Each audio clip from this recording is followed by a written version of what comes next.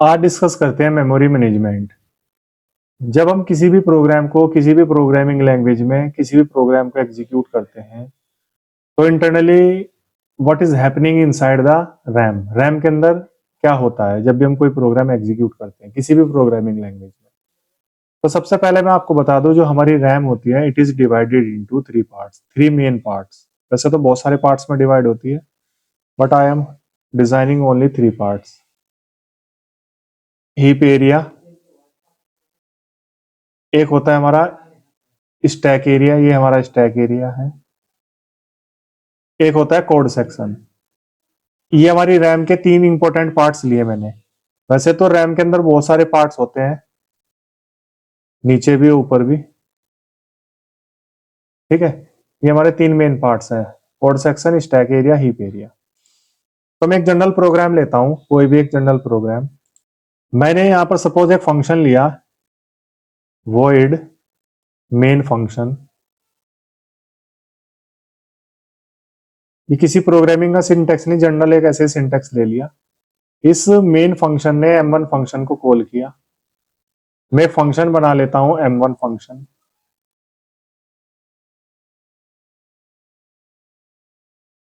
इस m1 ने एक फंक्शन है m2 को कॉल किया, और एक फंक्शन और है m2 which is called by the m1।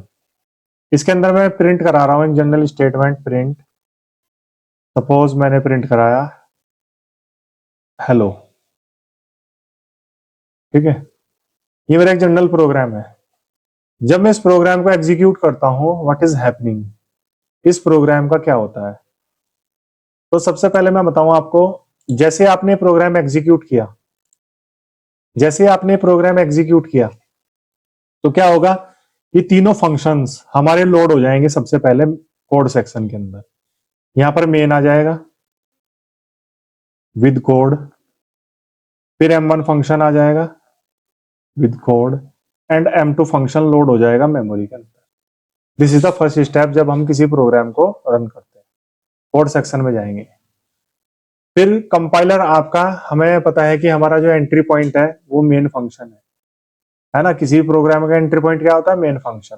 तो मेन फंक्शन कंपाइलर इस कोड सेक्शन के अंदर आइडेंटिफाई करेगा कि मेन फंक्शन इस कोड सेक्शन में है या नहीं है, लोड हुआ है नहीं हुआ।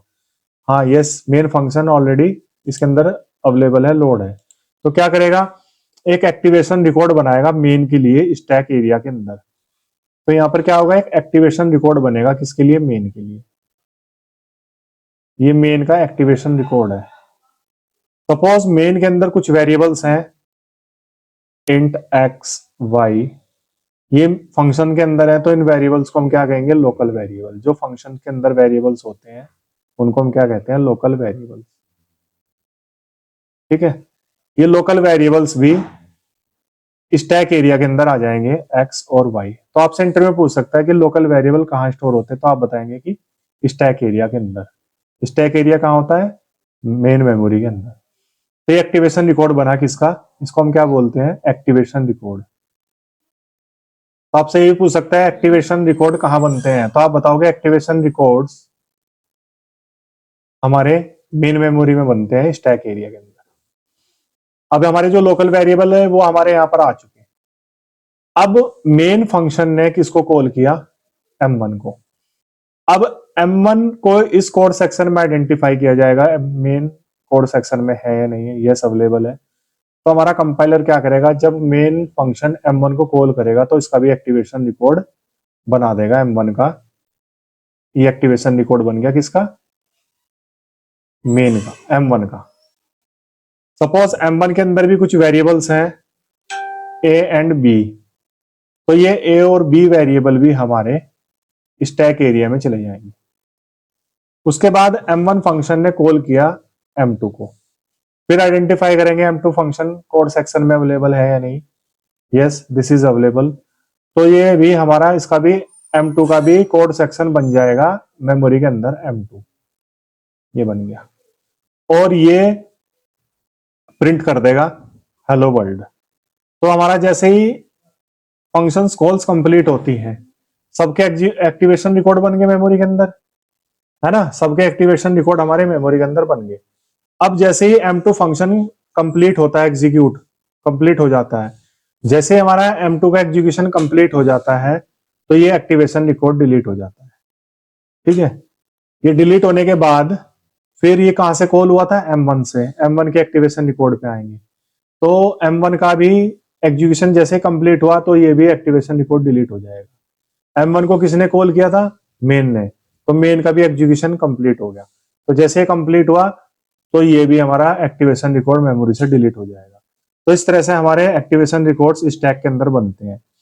अब क्वेश्चन ये आता है, why this area is known as stack area.